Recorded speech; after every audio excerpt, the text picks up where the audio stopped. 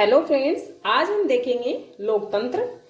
लोकतंत्र जैसा कि हम सब जानते हैं, यह एक मूल्यात्मक अवधारणा है।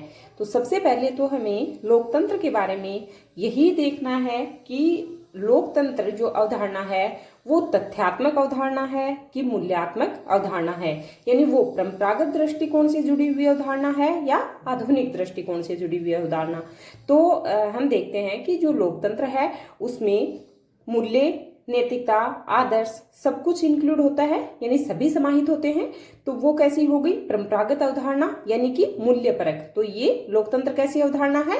मूल्यात्मक अवधारणा है, क्योंकि जो आधुनिक अवधारणा है यानी जो सकारात्मक अवधारणा है वो सिर्फ तथ्य और वैज्ञानिकता की बात करते हैं, यानी व्यवहारात्मक जो दृष्टिकोण है उसकी बात करते हैं।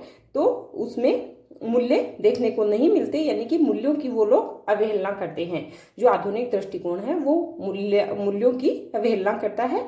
तो लोकतंत्र के बारे में हम डिस्कस करेंगे कि लोकतंत्र एक मूल्यात्मक अवधारणा है जो परंपरागत दृष्टिकोण से संबंधित है, जिसमें न्याय, समानता, स्वतंत्रता, बंधुता जैसे अनेक मूल्यों को एक साथ संयोजित किया जाता है या समाहित किया जाता है। जैसा कि हम सब जानते हैं, जब फ्रांस की क्रांति हुई थी तो फ्रांस की क्रांति में न्याय, स्वतंत्रता, समानता यानी बंधुता इन सब को इंक्लूड किया गया था। तो जो लोकतंत्र है उसमें भी फ्रांस की क्रांति के समान स्वतंत्रता, समानता, बंधुता जैसे मूल्य जो है उनको समाहित किया गया है।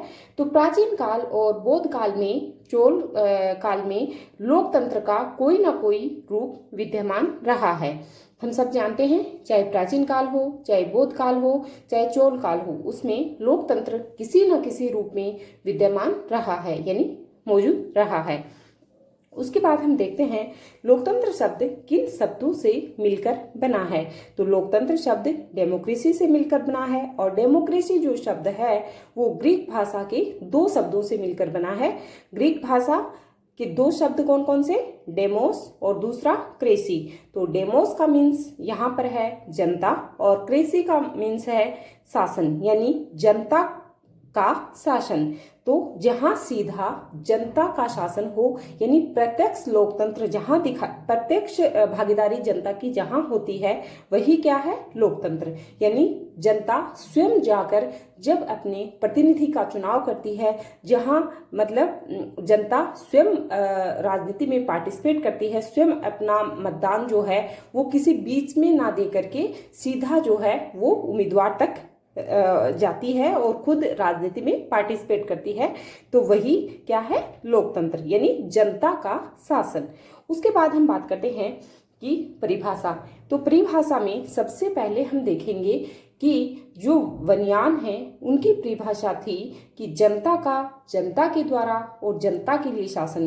ये परिभाषा हम आधुनिक युग की बात करते हैं तो अब्राहम लिंकन की हम देखते हैं कि उसके बाद आधुनिक युग में अब्राहम लिंकन के द्वारा ये परिभाषा दी गई कि जनता का, जनता के द्वारा, जनता के लिए शासन। लेकिन प्राचीन काल में यही परिभाषा वनयान के द्वारा दी गई थी कि जनता का, जनता के द्वारा यानी और जनता के लिए शासन। यहाँ पर जनता का मीन्स है अंतिम शक्ति जनता में निहित होगी। जनता के द्वारा, द्वारा का मीन्स है यहाँ पर जनता अपने प्रतिनिधियों के माध्यम से शासन करेगी, और जनता के लिए शासन, तो उसमें के लिए का मीन्स है जनता के कल्याण के लिए कार्य किए जाएंगे। तो ये हमें ध्यान रखना है, अंतिम शक्ति जनता में निहित होगी, जनता अपने प्रतिनिधियों के माध्यम से शासन करेगी और जनता के कल्याण के लिए कार्य किए जाएंगे। तो ये बनियान की परिभाषा हमें ध्यान रखनी है।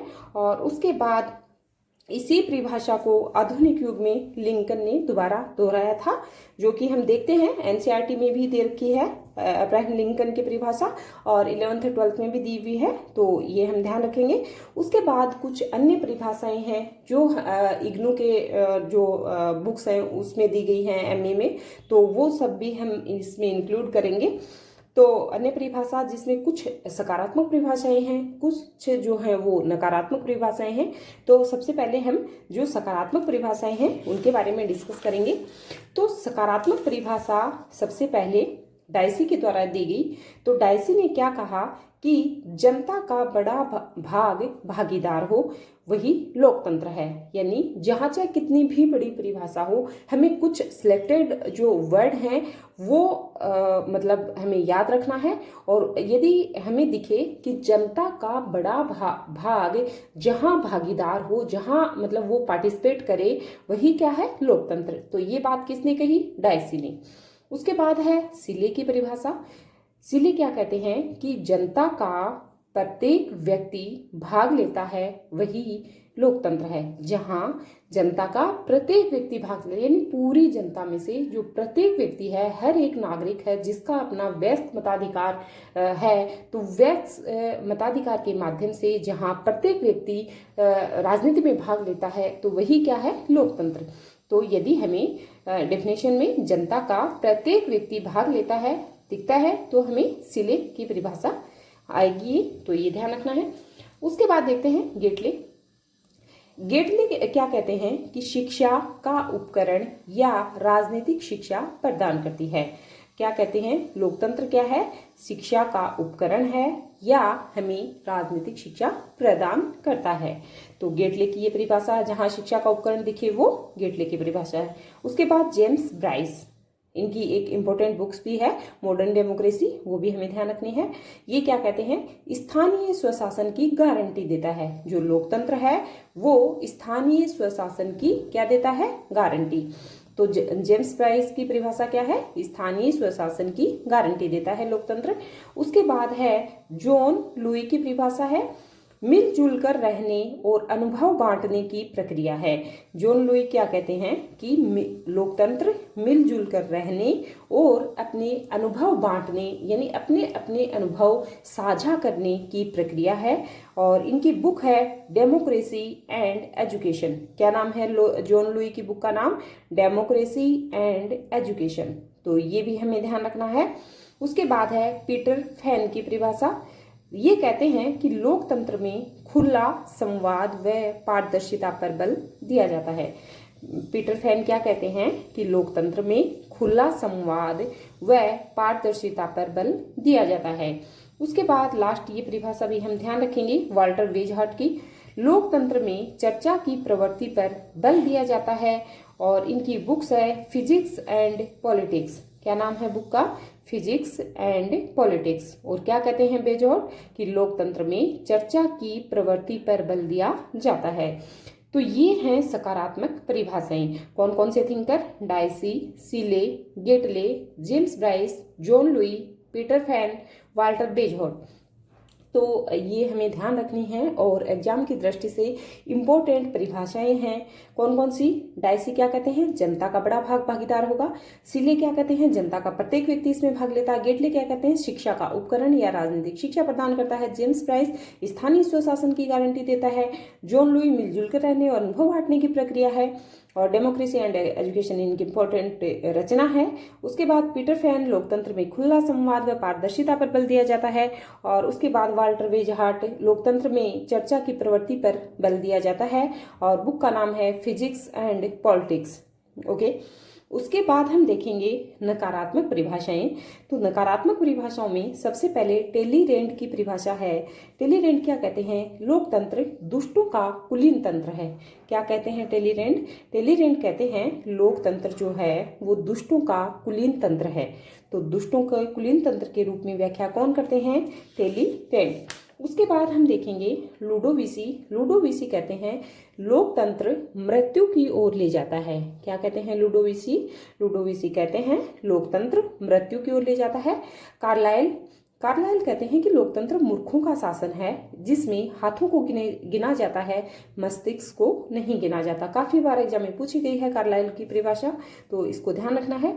उसके बाद विल्फ्रेड पेरेटो हैं, वो कहते हैं कि लोकतंत्र गुंडागर्दी का शासन है। क्या कहते हैं पेरेटो वही है जो परंपरावादी अभिजन का समर्थन करते हैं पेरेटो। तो पेरेटो की जो इम्पोर्टेंट बुक्स है माइंड एंड सोसाइटी 1916 की, वो भी हमें ध्यान रखनी है। आगे हम डिस्कस भी करेंगे, लेकिन अभी तो इतना ध्यान रखना है कि इन्होंने लोकतंत्र का नकारात्मक रूप से परिभाषा दी थी, मतलब नकारात्मक परिप्रेक्ष्य में परिभाषा दी है। क्या कहते हैं? लोकतंत्र गुंडागर्दी का शासन है। उसके बाद लेकी की परिभाषा है स्वतंत्रता का विरोधी है लोकतंत्र। और लेकी क्या कहते हैं, स्वतंत्रता का क्या है, विरोधी है लोकतंत्र। फेगी क्या कहते हैं, अयोग्यता का शासन है।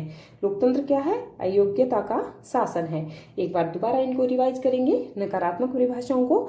सबसे पहले जो टेलीरेंट है ये लोकतंत्र को दुष्टों का शासन कुलीन तंत्र कहते हैं। उसके बाद लुडोविसी कहते हैं लोकतंत्र की मृत्यु की ओर ले जाता है। कार्लाइल कहते हैं मूर्खों का शासन है, इसमें हाथों को गिना जाता है, मस्तिष्क को नहीं गिना देखा जाता। उसके बाद पेरेटो कहते हैं लोकतंत्र गुंडागर्दी का शासन है। लेकी कहते हैं कि स्वतंत्रता का विरोधी है लोकतंत्र, यानी लोकतंत्र को क्या कहते हैं, स्वतंत्रता का विरोधी। उसके बाद फेगी कहते हैं अयोग्यता का शासन है।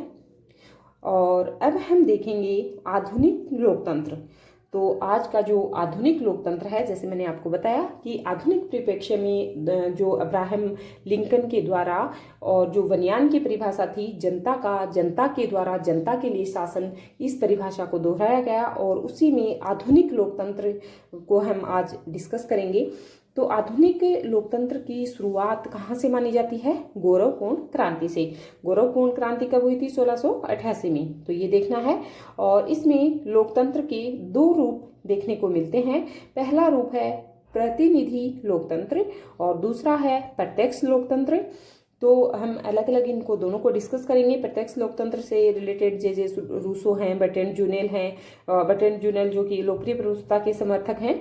तो हम प्रतिनिधि लोकतंत्र के बारे में डिस्कस करेंगे पहले, उसके बाद प्रत्यक्ष लोकतंत्र के बारे में डिस्कस करेंगे। ओके, अब हम देखेंगे पहले प्रतिनिधि लोकतंत्र, तो जिसमें जनता अपने प्रतिनिधियों के माध्यम से शासन करती है, तो वो क्या है, प्रतिनिधि लोकतंत्र। जैसे जो गौरवपूर्ण क्रांति है 1688 की, उसमें संसदीय शासन प्रणाली और पर बल दिया जाता है। और कौन कौन से समर्थक विचारक हैं इनके, जॉन लॉक और जे.एस. मिल। उसके बाद जो अमेरिकन क्रांति है 1776 की, वो अध्यक्षात्मक शासन प्रणाली पर बल देती है और इनके समर्थक विचारक कौन कौन से हैं, मॉन्टेस्क्यू, हैमिल्टन और डी टॉकविले। ये हमें ध्यान रखना है कि जो प्रतिनिधि लोकतंत्र है उसमें जनता अपने प्रतिनिधियों के माध्यम से शासन करती है। तो जनता अपने प्रतिनिधियों के माध्यम से शासन करती है और इसमें गौरवपूर्ण क्रांति 1688 की, जिसमें संसदीय शासन प्रणाली को अपनाया गया और समर्थक विचार कौन हैं, जॉन लॉक और जे.एस. मिल।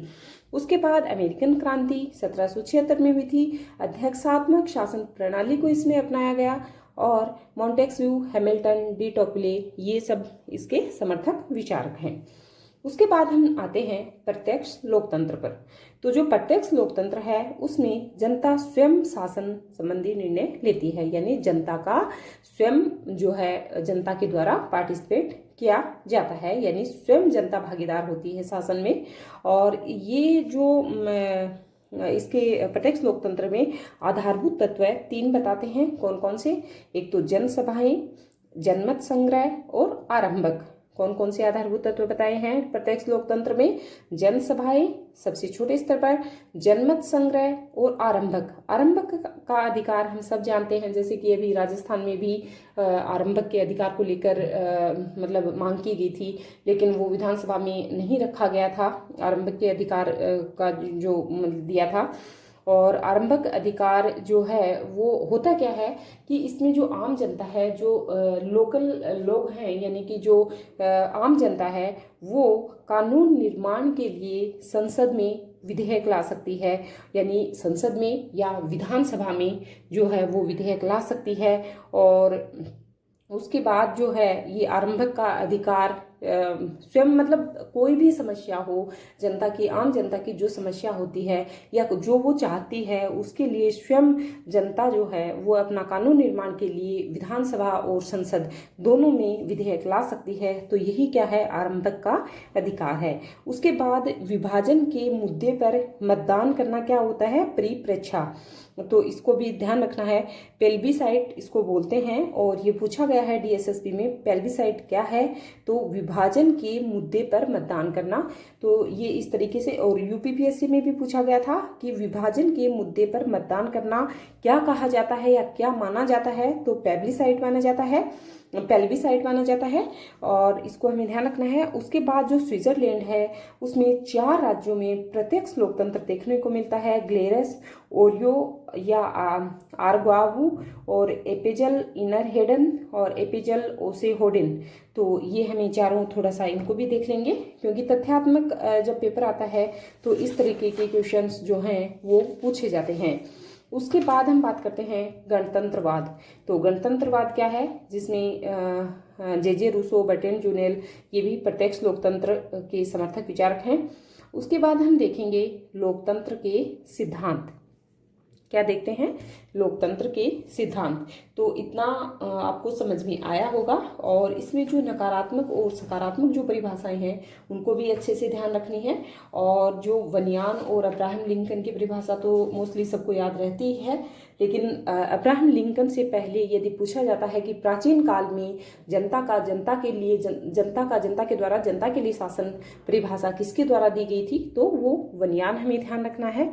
ओके, अब हम आगे चलेंगे कि जो लोकतंत्र के सिद्धांत हैं वो परंपरागत सिद्धांत है, और परंपरागत सिद्धांत में जो है वो उदारवादी लोकतंत्र जो है वो देखने को मिलता है। और ये जो परंपरागत सिद्धांत है ये गौरवपूर्ण क्रांति से प्रभावित है।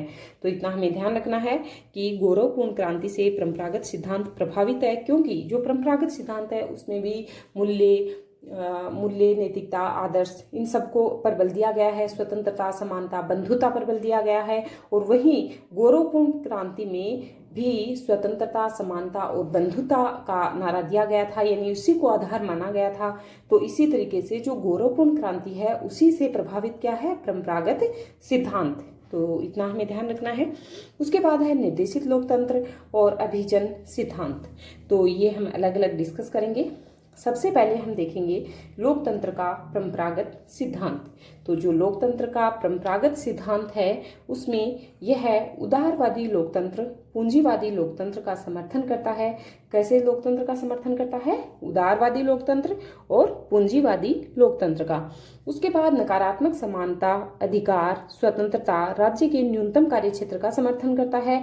और लोकतंत्र को बहुमत के शासन के द्वारा संचालित होना माना जाता है। और समर्थक इनके विचारक हैं जॉन लॉक, जे.एस. मिल इत्यादि इसके समर्थक विचारक हैं। तो ये हमें ध्यान रखना है कि लोकतंत्र का जो परंपरागत सिद्धांत है, सब जानते हैं कि जो नकारात्मक समानता, अधिकार, स्वतंत्रता, राज्य का न्यूनतम कार्यक्षेत्र यानी कि अहस्तक्षेप वाले राज्य की पर ये बल देते हैं। और लोकतंत्र के बहुमत के शासन की ये संकल्पना देते हैं। उदारवादी लोकतंत्र क्या है कि पूंजीवादी लोकतंत्र का ये समर्थन करते हैं। तो इतना भी हम ध्यान रखेंगे। ओके, अब हम आगे चलते हैं कि जो परंपरागत लोकतंत्र है उसमें सबसे पहले जॉन लॉक के बारे में डिस्कस करेंगे। तो जॉन लॉक की सबसे इम्पोर्टेंट जो रचना है वो है two treatises on civil government. क्या नाम है बुक का, two treatises on civil government. 1689 की बुक है, यानी 1689 की बुक है। और इसको ध्यान रखना है, काफ़ी इम्पोर्टेंट बुक है।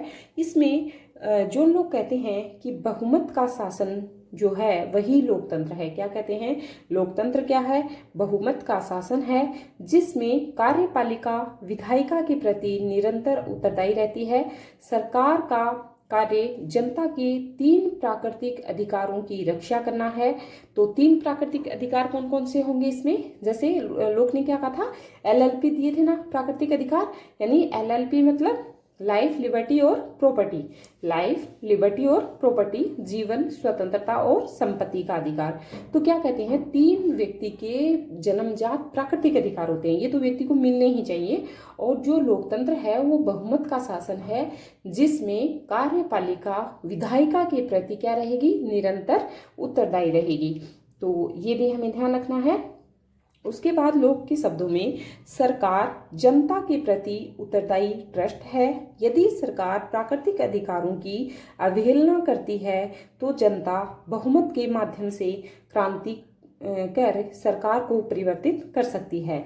इसमें लोग क्या कहते हैं, यदि सरकार जनता के प्रति क्या है, सरकार एक उत्तरदायी ट्रस्ट है, यानी यहाँ जनता क्या है, साध्य, और सरकार क्या है, साधन। तो जनता के अकॉर्डिंग सरकार कार्य करेगी, यानी सरकार जनता के प्रति क्या है, एक ट्रस्ट के रूप में। यदि सरकार प्राकृतिक अधिकारों की अवहेलना करती है। प्राकृतिक अधिकार कौन से? एलएलपी वाले। तो जो जनता बहुमत के माध्यम से क्रांति कर सरकार को क्या कर देगी? परिवर्तित कर देगी, यानी सरकार को चेंज कर देगी। तो इस तरीके से ये ध्यान रखेंगे। तो जॉन लॉक की बुक ध्यान रखेंगे, 2 ट्रीटीज ऑन सिविल गवर्नमेंट 1689। और उसके बाद लोकतंत्र को बहुमत का शासन कहते हैं। कार्यपालिका विधायिका के प्रति इसमें निरंतर उत्तरदायी रहती है। सरकार का कार्य जनता के 3 प्राकृतिक अधिकारों की रक्षा करना है, जिसमें एलएलपी आएंगे। और यदि सरकार जनता के प्रति उत्तरदायी ट्रस्ट के रूप में कार्य नहीं करती है या उसके प्राकृतिक अधिकारों की अवहेलना करती है तो जनता क्या करेगी? सरकार को चेंज कर देगी। ओके, अब हम आगे चलते हैं। नेक्स्ट जो थिंकर हैं जेएस मिल। तो जेएस मिल की भी काफ़ी इंपॉर्टेंट बुक्स है। Constitution on representative government 1861। तो जो कॉन्स्टिट्यूशन ऑन रिप्रेजेंटेटिव गवर्नमेंट 1861 की बुक है। और इसमें जेएस मिल क्या कहते हैं कि प्रतिनिधि लोकतंत्र वह है जिसमें संपूर्ण समाज या उसका अधिकांश भाग अपने प्रतिनिधियों के माध्यम से निश्चित काल के लिए शासन करता है। जेएस मिल क्या कहते हैं कि जो प्रतिनिधि लोकतंत्र है उसमें संपूर्ण समाज या उसका अधिकांश भाग अपने प्रतिनिधियों के माध्यम से निश्चित काल के लिए शासन करता है। और लोकतंत्र मतदान के अधिकार, विस्तार, मतदान प्रणाली, खुली जो मतदान प्रणाली है उसका समर्थन करते हैं। और मिल रोटी, कपड़ा, मकान, सामाजिक न्याय, आरक्षण की बात नहीं करते। और उन्होंने ये भी कहा कि व्यक्ति का विकास जो है वो पौधे की तरह होता है। तो ये हम कहते हैं कि जो जेएस मिल है वो अपनी book constitution on representative government 1861 में क्या कहते हैं कि जो प्रतिनिधि लोकतंत्र है उसमें संपूर्ण समाज और उसका अधिकांश भाग अपने प्रतिनिधियों के माध्यम से निश्चित काल के लिए क्या करता है? शासन करता है। और लोकतंत्र मतदान के अधिकार विस्तार की बात करता है। और मिल ये भी कहते हैं कि मिल का जो प्रतिनिधि लोकतंत्र की जो वो बात करते हैं उसमें व्यक्ति की जो मतलब न्यूनतम आवश्यकताएं हैं उनकी बात नहीं करते, रोटी, कपड़ा, मकान की बात नहीं करते हैं, सामाजिक न्याय और आरक्षण की भी बात नहीं करते हैं। और क्या कहते हैं मिल कि व्यक्ति जो है इसका विकास एक पौधे की तरह होता है। पौधे की तरह का मतलब यहाँ क्या कहते हैं मिल कि हो सकता है कि कोई पौधा लंबा हो रहा हो, कोई छोटा रह गया हो जिसको अब मतलब पोषण कम मिला हो जिसको, तो उसी के रूप में व्यक्ति का विकास भी एक पौधे के रूप में कौन बताते हैं? मिल। ओके, तो ये हमें ध्यान रखना है। उसके बाद हम देखते हैं कि अपने जीवन के अंतिम दिनों में मिल जो हैं वो सकारात्मक उदारवादी बन गए थे और इसीलिए कल्याणकारी राज्य का ये समर्थन करने लगे थे। अंतिम दिनों में क्या बने? ये सकारात्मक उदारवादी बने, यानी इन्होंने योग्यता और आरक्षण दोनों को पूरक माना, दोनों पर बल दिया। लोक कल्याणकारी राज्य की संकल्पना भी दी, यानी उन्होंने कहा कि लोक कल्याणकारी राज्य होना चाहिए, अहस्तक्षेप वाला राज्य नहीं होना चाहिए। लेकिन इन्होंने अपना अधिकांश जो जीवन है वो तो नकारात्मक उदारवादी के रूप में ही निकाल दिया था। तो इसीलिए वो क्या थे? आंशिक सकारात्मक उदारवादी थे। बाकी उन्होंने मतलब लगभग अपना जो जीवन काल है वो नकारात्मक उदारवादी के रूप में निकाला। तो उनको हम किस में इंक्लूड करेंगे? नकारात्मक उदारवादी के रूप में। तो उनके विचारों में नकारात्मक उदारवाद की झलक मतलब ज़्यादा देखने को मिलती है। ओके, तो उसके बाद जो है वो लोकतंत्र के और जो रूप हैं, मैंने आपको बताया कि लोकतंत्र के जैसे अलग अलग रूप हैं। परंपरागत लोकतंत्र, निर्देशित लोकतंत्र, अभिजन सिद्धांत जो है ये। तो परंपरागत का हम लोगों ने डिस्कस कर लिया है। परंपरागत में 2 थिंकर थे, जॉन लॉक और जेएस मिल, दोनों हम लोग पढ़ चुके हैं। और जो नेक्स्ट वीडियो आएगा उसमें हम निर्देशित लोकतंत्र और अभिजन जो सिद्धांत है उसके बारे में डिस्कस करेंगे। ओके फ्रेंड्स, होप करती हूँ कि आज का वीडियो आपको समझ में आया होगा। थैंक्स।